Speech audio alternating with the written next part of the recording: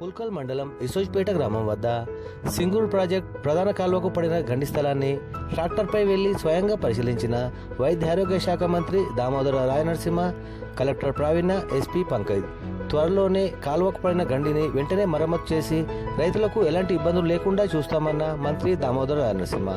అనంతరం భారీ వర్షాల నేపథ్యంలో అధికారులతో కలిసి సింగూరు ప్రాజెక్టును సందర్శించిన మంత్రి దామోదర రాయనరసింహ.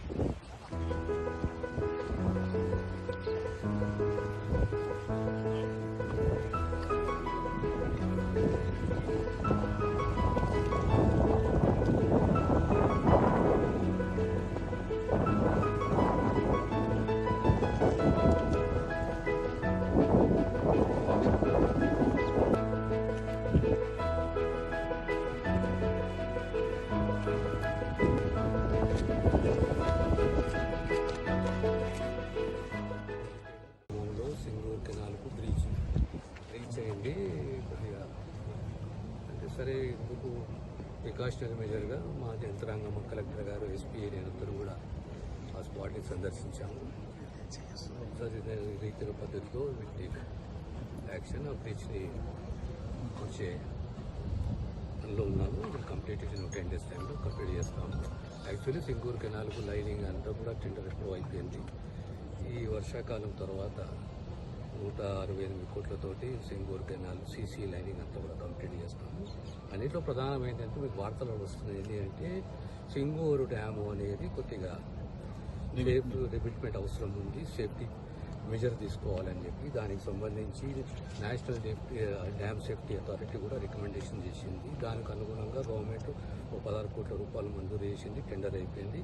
రాబోయే కాలంలో దీనిపైన ఈ జాగ్రత్త తీసుకునే కార్యక్రమం చేపడతాము. భవిష్యత్తులో ఒక పర్మనెంట్ సొల్యూషన్ ఏం జరుగుతుంది దాన్ని కూడా అన్వేషిస్తున్నాము. Will take all the measures to protect the dam.